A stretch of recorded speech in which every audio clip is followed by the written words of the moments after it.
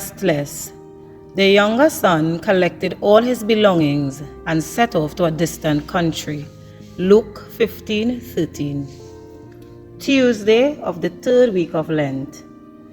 Luke 15 certainly speaks of the mercy of God. After the parable of the lost sheep, Jesus tells the parable of the lost coin again, a story of someone who loses something precious and searches without giving up until she finds it.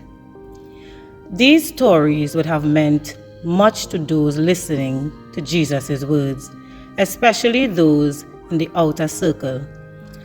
But as powerful as those parables are, imagine how much more would have stirred in the hearts of those who listen to the parable of the prodigal son. The first part of the parable of the prodigal son describes the wayward wandering of the younger son who takes his inheritance and leaves the security of his home to set off to a distant country. Luke 15:13. As Jesus speaks of the younger man's wanderings, you can imagine his eyes locked on the sinners, who feels as if Jesus is reading their souls.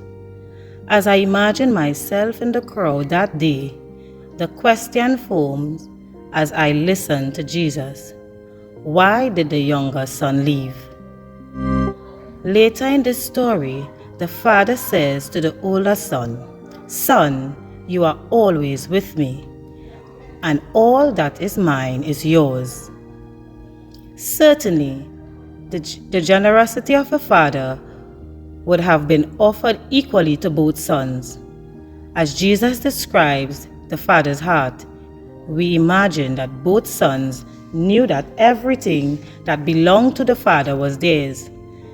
So if the younger son lived with the father, who wanted to share everything with him, why did he leave?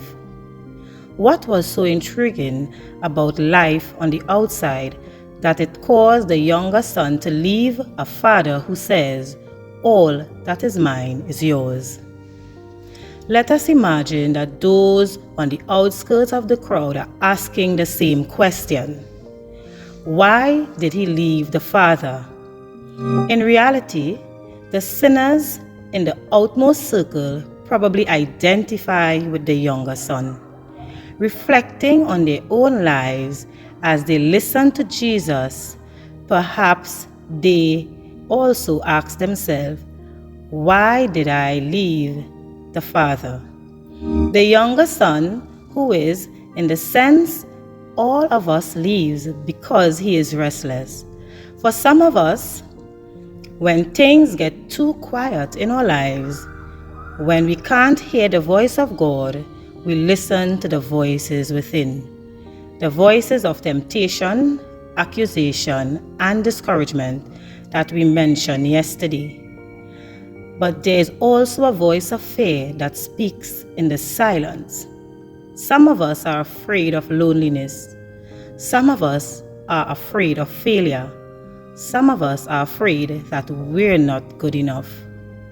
Whatever our fear is, when things get too quiet, we often listen to the voice of fear and we get restless.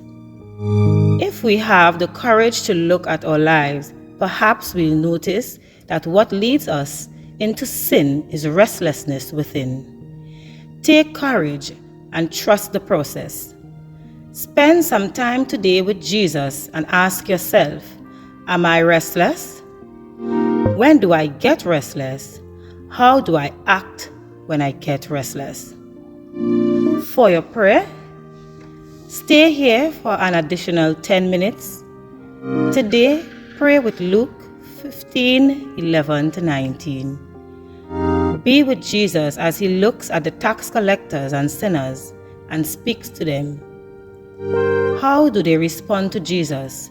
What stirs in your heart as Jesus speaks of the restless son who leaves? Why did the son leave his father? Why do you leave the father? What words stood out to you as you prayed? What did you find stirring in your heart?